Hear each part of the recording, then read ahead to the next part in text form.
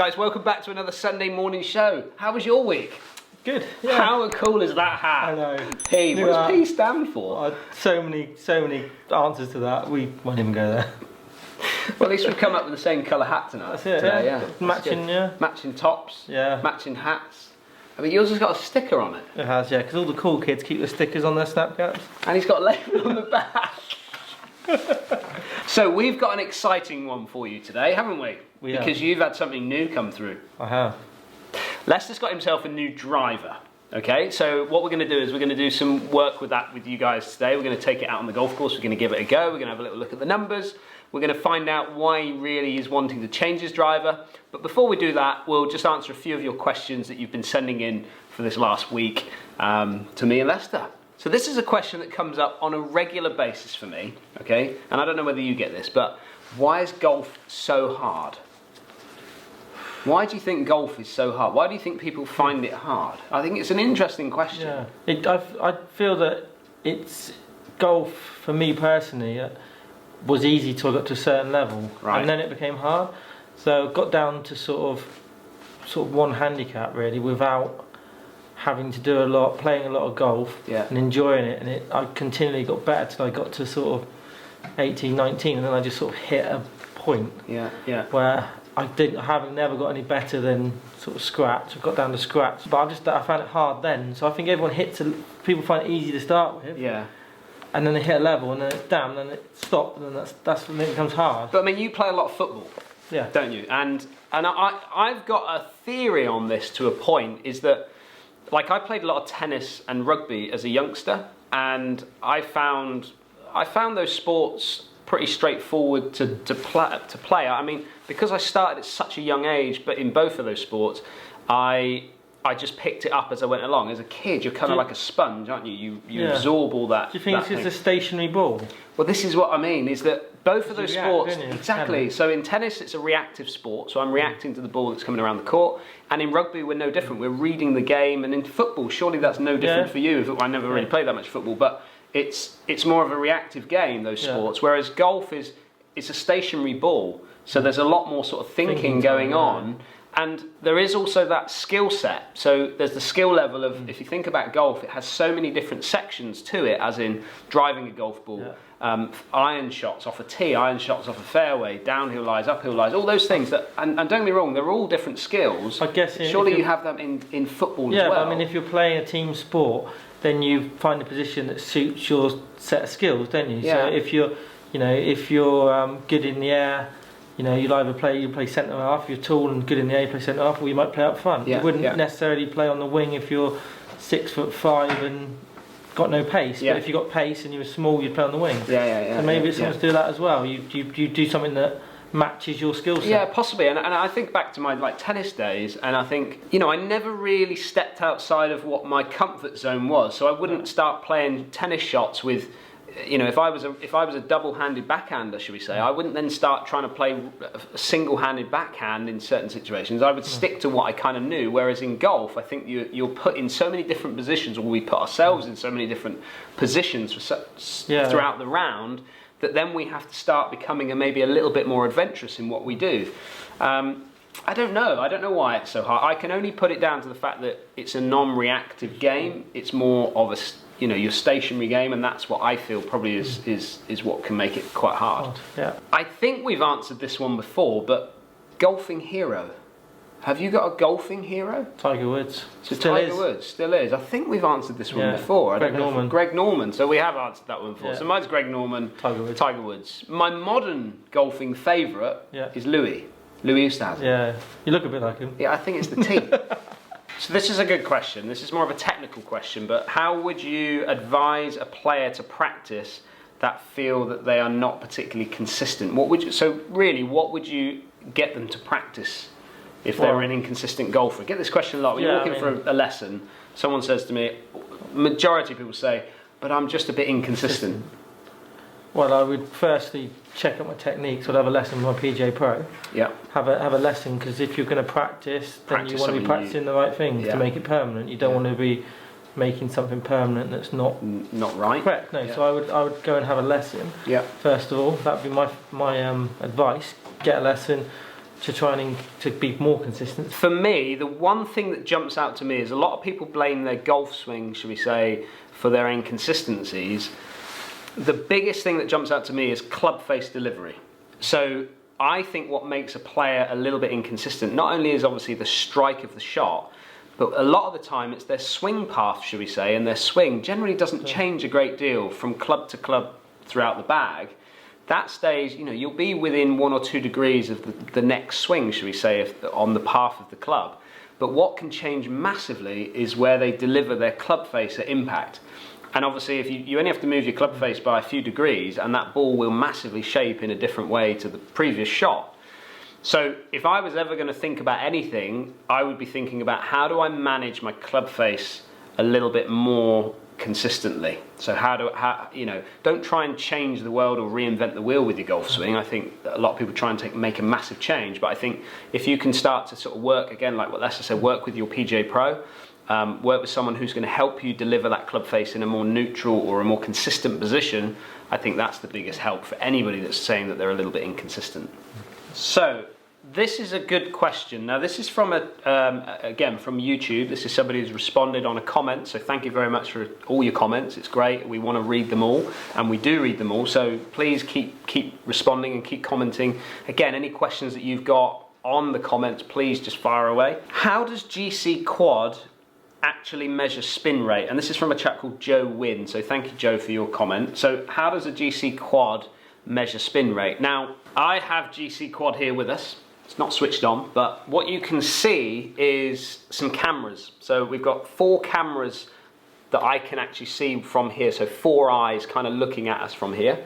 We've got 2 down the bottom and then 2 up the top. Now, for the first 2 feet of where the ball is then struck and then it moves forward, this quad is taking around 200 3D imagery pictures, okay? So you're getting 200 pictures in the first 2 feet from this machine, which is absolutely phenomenal what it can produce.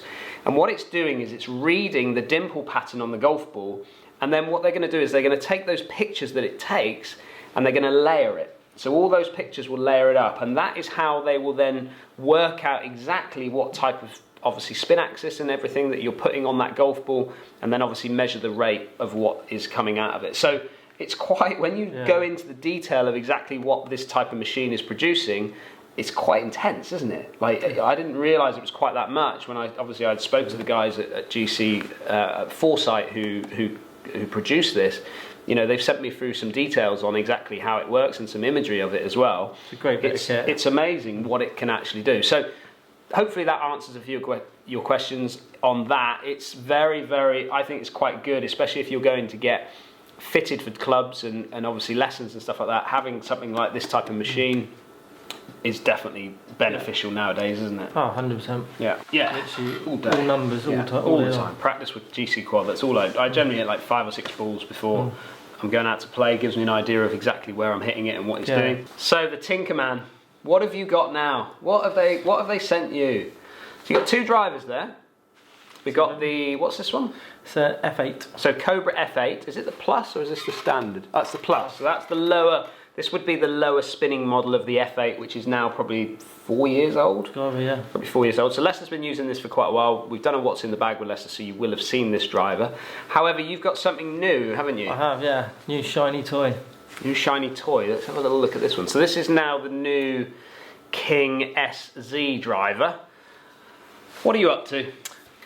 I'm just going to do some testing, really. Have a little look, see whether I should game this club and whether we retire this driver. Okay. Well, on that note then, should we take this on the golf course and get some numbers? Let's go. Let's go. So what's making you have a little look at another driver? The 40% discount from Cobra.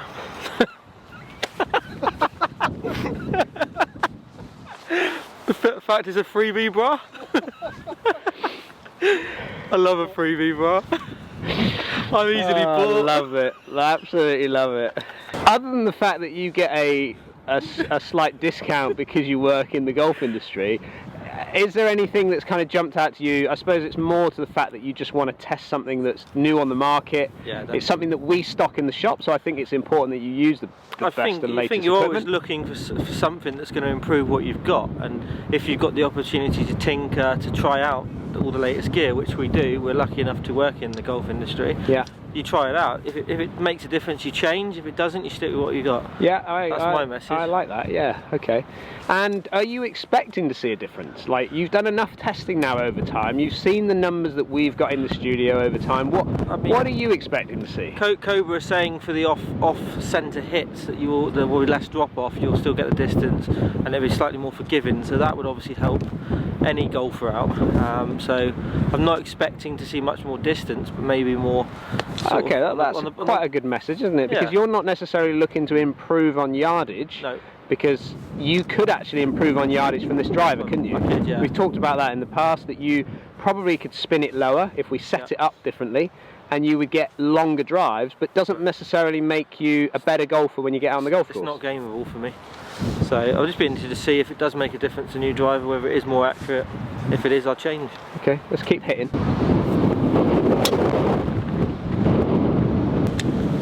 So we're using the same shaft, aren't we? We are, yeah. Because you're happy with the shaft that you've got, you're just going to move it into the new head.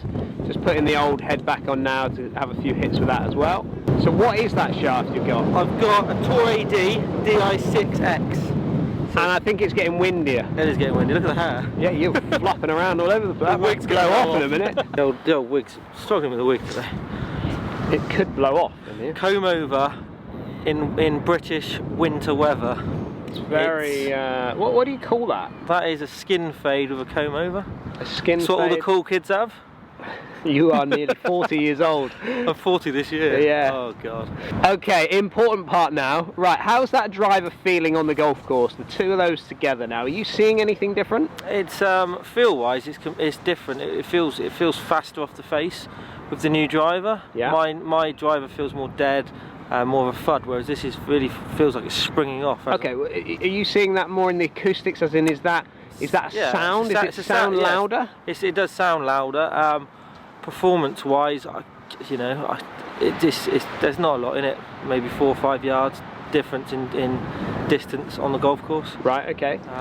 So we're expecting to see then, or you're expecting to see, maybe a little bit more ball speed out of the new driver compared to the old driver. Is that what you're expecting? Correct, yeah, 100%. Okay, so should we go into the studio now, as it's absolutely freezing out here? If we go into the studio now, we'll get some numbers of what you're getting from that driver, and then you can kind of make your decision as to which driver you're actually going to play this year. Cool. Bit windswept. Very windy. Look at that. So windy. I've always told you to keep a hat on, don't I? But you insist on going out there with your barnet. That nearly blew away, didn't it? Another couple of years and that will blow away. A comb over's not good in winter. Right, let's get some numbers in the studio.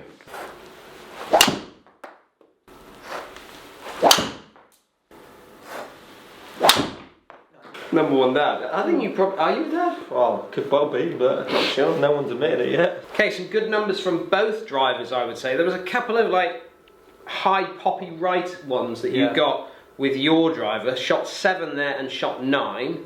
Okay. One went 230, one went 229. Is that a shot that you get? No.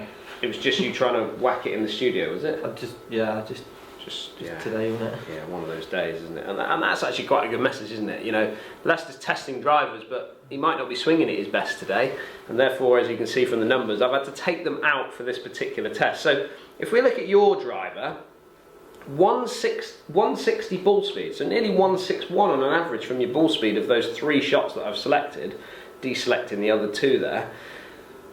Spin rates at 2.6. I mean, that's where yours is at, isn't it? Between 2.6 and probably 2.9 is where you're at. That, yeah, because it's slightly higher. You could reduce that, and we could do that within that driver, and you could probably get better numbers. It's not playable. But you've tried that, tested that, and he doesn't get the best numbers on the course, as in the ball flight sort of starts to move around for him a little bit too much. So he lost a bit of confidence with that. But 2.74 average carry, again, pretty much where Leicester is majority of the time. If we go over to the new driver now, 158.7 ball speed. Now, interestingly, out there, you felt that you were getting more of a springier effect off the face. Yeah. And this is what acoustics can do to you out on the golf course or in the studio. You can start to get a sense that maybe the ball is coming off the face a little bit quicker, but in reality, until you look at the numbers, we're not actually going to sort of get a good idea on exactly what's going on there. So 158 ball speed, 159. So there's basically 1 or 2 mile an hour difference between them. Again, 160, nearly 161 is your best from that one. So not a great deal of difference. Obviously your strike is an important factor there, getting used to the look of that head, all of those sorts of things. Launch, let's look at launch. So you're launching the, bearing in mind these are set up the same, you're launching that SZ 1 degree lower than what you're launching your own. You're spinning the SC for 2,400 revs, so spinning it just a fraction lower than what you're getting from your own driver. Were you seeing anything like that on the golf course? It's so minimal, isn't it? It's tiny, isn't it? Yeah. It's such a small amount. 1 degree is nothing. And then average carry 273, so 1 yard. Yeah. Again, out on the golf course, were you seeing a yard difference? No. So you're not seeing anything on the golf course that is different in its, let's say, its height, because if you look at peak heights, 47 yards high with your own compared to 41 yards high with the SC. Are you seeing that out there? But there was a 47 yard one as well in here, wasn't there, height wise? So yeah, but look, you've got I suppose you've got 49, 49, 43. You've got 42, 37, 41, 47, and 39. So this is definitely launching higher and going higher. Obviously, it's launching higher, it's spinning a fraction more, so it should go a little bit higher. Are you seeing anything out there? Not a lot. No, it's hard to say, isn't it? Yeah. So good numbers, interesting numbers. Not the easiest day out there, was it? No. It was so windy. We've really struggled in the UK to get out on the golf course, which is why you're not seeing a great deal of us outside yet, but we will in the future. Yeah. So what are you going to do with this driver? So obviously from the numbers, my older existing driver is probably slightly outperforming the newer version. But like I said, I've had that 3-4 years. I'm used to it. I like it. I like everything about it. Yeah. I'm pretty sure once I regularly game and test and use the new Cobra SC, I'll probably hit that better. Yeah. And that will improve. So I'm going to definitely put it in the bag start of the year and play it in tournaments. It's such a small amount. I mean, when you go from these drivers, I mean, they can't do a great deal with them.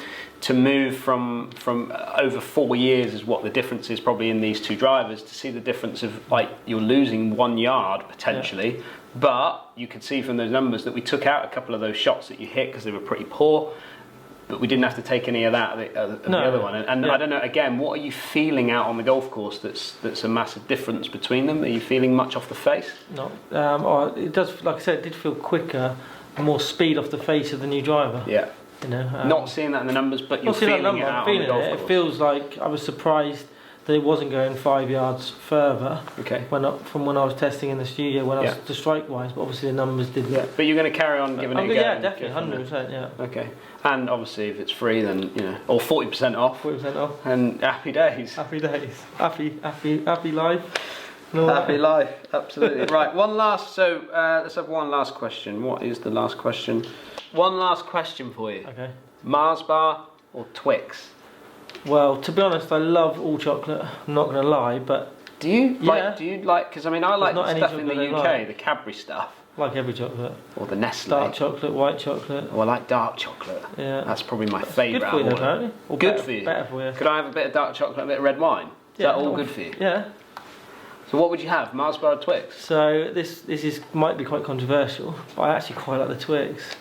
That's my choice because there's 2 of them you can share. It's nice to share. Sharing's caring. Sharing is caring, but you never eat Twixes. You only ever eat Mars bars. I've only ever seen you at a Mars bar up there, or occasionally we share a Kit Kat. Yeah, well, I'm a secret Twix eater. Are you? Yeah. Is that why the stock levels are so low? Yeah.